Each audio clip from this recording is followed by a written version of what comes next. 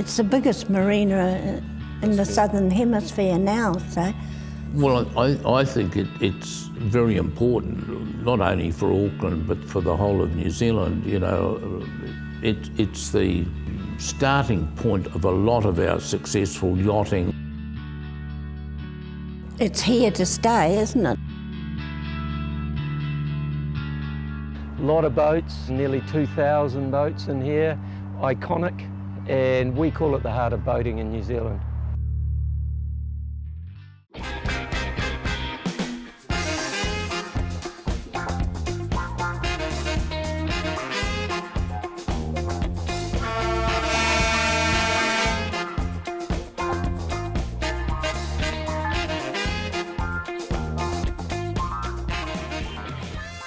And my boating and sailing out of Westhaven has been through my whole life. Since I was a little wee girl till now, I've had such amazing connections with boating out of Westhaven. Always had all our boats at Westhaven, and boy have I seen the place change. Being British, we naturally like it, for trade and for sport. Yachting or pottering about in small boats is popular in many parts of the country. But this good harbour here has become the main centre for the sport. Westhaven was produced for the low-income boat owner of the Auckland Harbour. Most people can't afford big yachts, so they've gone in for smaller craft, types they can build themselves and types that suit the conditions. Yachting is one of the joys of Auckland, and it's a joy to watch. It was all just moorings and boats going aground, but it was a safe harbour. I mean, nobody had any money in those days. No. It just, it was, the boaties in the main weren't rich people. How that has changed over the years. Well, if you looked out the window here, there was, when we first started, of course, there was only moorings, and looked the other way and there was only a beach, no Northern Motorway. We just potted about in the corner over here where the Ponsonby Cruising Club used to be. We used to go in there and moor up there for the weekend, for the week or the month, over the week, winter, and they were about that high off the ground. And they'd come up on a big ramp and they'd be all go, and I could walk underneath, right through under there, and the boats would be all above you. We weren't a bit scared to row anywhere in the dinghy. We'd go up to Point Chev, the reef out there, and over to Chelsea Sugar Works. And nobody seemed to worry over you, and we were far from worried, but we survived quite easily. I didn't get into yachting till I met John, and he happened to be building a yacht at the time, a small 22-foot-6 keel boat, which he afterwards named Heather. We got into yacht racing around the harbour, and that was the start of our yachting career, or mine.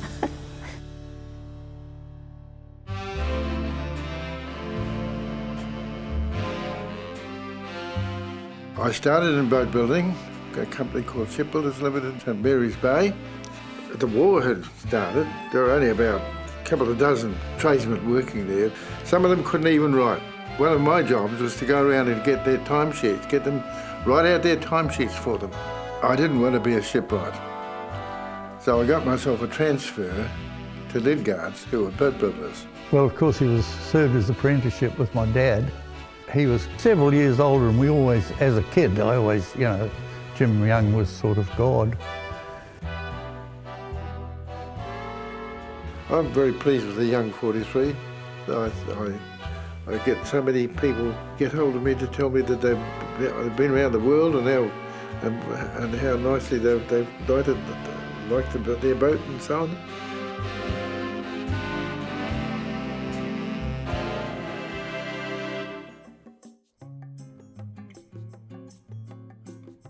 This is Royal New Zealand Yacht Squadron, home of the America's Cup for New Zealand.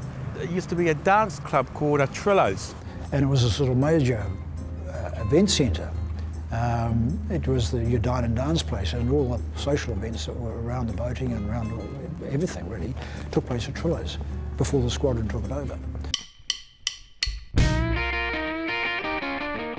It was very, very successful. It was always packed, and you used to see the people getting out of their cars in their ball gowns and men in their tuxedos and tie.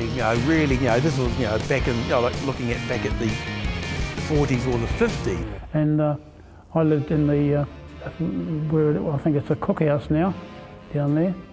And Dad used to be in charge of keep Americans were coming in there in hordes to the dances, And if the Yanks started to fight or anything, he had to have one number to ring and they'd come down. And Dad used to tell me how he'd just say, which were the ones that were fighting? That went on. They just go and hit them on the head, knock them out. Then they drag them by the collar out through the floor and chuck them in the back of the trucks. That's what the Americans would do. They just hit them and pull them straight out. And the military police? Yes, yeah.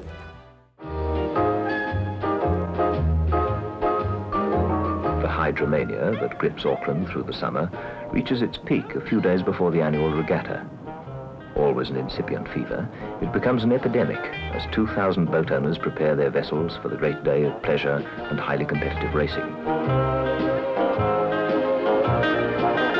This is a picture taken, I think, about 1968 of me standing here with the boat pulled out, getting anti-fouled and painted. And the boats and this would all be full of boats. All this, as far as you can see, right around to Sales Restaurant, would all be boats pulled out for their winter clean. It was quite a social affair to haul your boat out and sit on the hard at Westhaven here and fiddle about with your paintbrush and sand your bottom and, put your mask, your boot tops and things on there. Well, Darcy Whiting, the Whiting family's absolutely been involved in sailing forever, literally forever. And Penny Whiting, of course, is still sailing. She ran her own sailing school. And I'm 16. Men my father's age were coming down to learn how to sail Karuba. And she was the first female member admitted to the yacht squadron, because when I was first a member, women weren't allowed. The only time women were allowed near a boat was what they called cake day in the summer, and that meant the ladies had to bake a cake to come out for the day, and then off you go. It was a boys' domain, definitely. So I got two very influential men to put me up at the Royal New Zealand Yacht Squadron to become a member so that I could race my boat against the Commodore. And I'm at the middle rows with all the lovely old Commodores sitting in the front rows in the armchair. And then I was put up for new membership, and some lovely old gentleman in the front row stood up and he said, a woman. Will she use the urinal, or does she expect us to build her a toilet? That was their only reason why I couldn't be a member of the Royal New Zealand Yacht Squadron. So hence, I was the first ever lady member. And the following weekend, I decided to race avian against John Mackenzie. And lo and behold, we did beat him with an all-girl crew.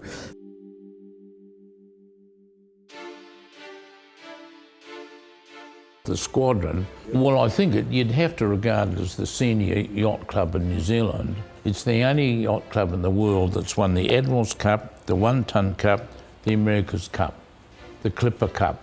Well, now it's won the America's Cup for the second time, which is the first time it's happened in the world too. My name's Clive Carter. I've been down here in Westhaven since about 1972. The boat I've got now is Scarlet Fever. 3 of us bought it in 1990.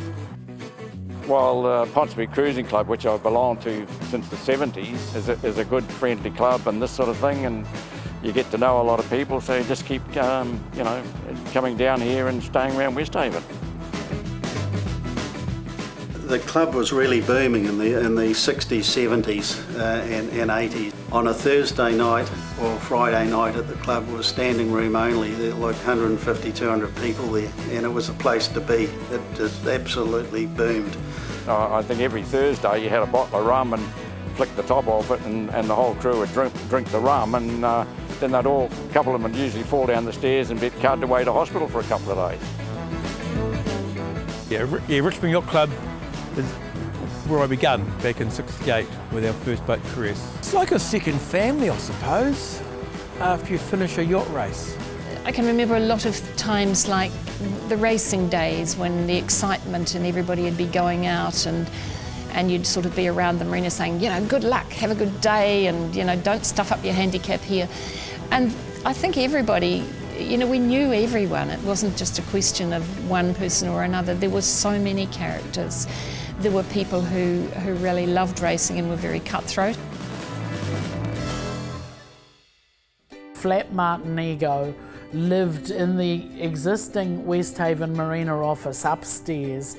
But he was a well-known sailing character who should have written a book about the stories that he told. But he was sometimes called a cheat, but he was certainly pushed things to the line. But he was a very clever yachtsman. Excellent sailor. We didn't beat him very often once he got his boat in the water. Impossible to beat. Flap was a working man. He was a cunning yachtsman.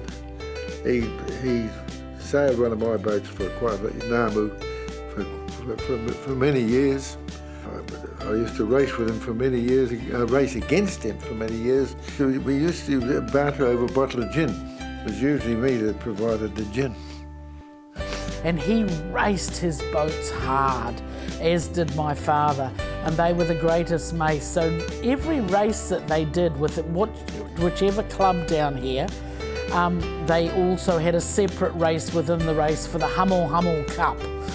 Flap was great, but he was the custodian that drove the tractor and pulled us out of the water and had greasy planks and slid us into place with the grease, and all sitting out on the hard for the winter. And dear old Flap Martinigo was sort of the one-man band that did all of that. Just an absolute character. They ride the waves whenever the elements allow. But on one day in particular, this Auckland becomes a city of Sinbads. It was in the 60s or even prior to that, it was fantastic. The 1,500 boats, 12 to 1,500 boats in it, and all in the harbour and things like that.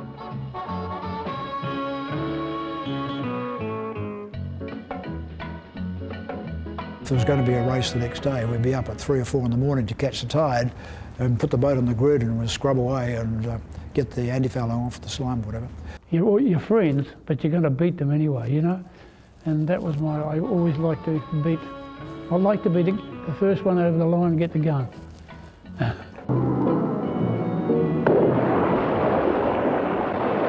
Didn't work out all the time, but I did a lot. I did a lot of racing and I got a lot of prizes.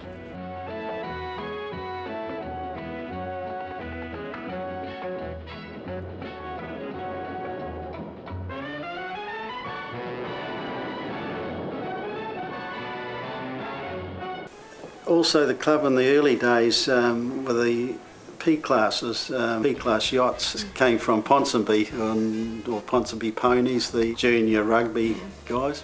They had a few of them down at Tauranga, and one of the guys put a P-class on the deck of a trawler and brought it up here, and Ponsonby adopted them as a junior sailing thing. All boats are identical.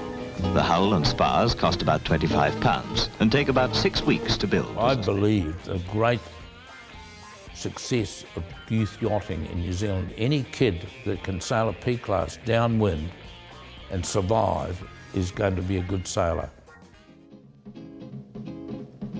And you look at all our top yachties, whether it's Chris Dixon or Russell Coates or these current guys, they all started in P-class, and if a kid can learn to sail a P-class downwind, they're going to, and carry on, they're going to be good sailors.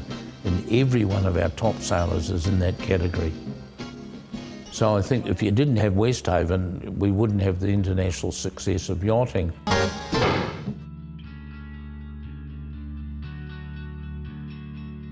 It's still Westhaven now, that will never change. I think that the beautiful walkway, the public access, you know, it is a case of people can use this space. It's beautiful. Oh, I think it represents the home of the major yacht clubs and the sailors that belong to those yacht clubs going off and doing fine sailing all around the world. Everything. I think Westhaven's the actual mecca of marinas in New Zealand. Westhaven is looking better than it has ever, really, and it's much more accessible to the general public, not just the boaties. Absolutely fantastic. I think it's a real asset for the city.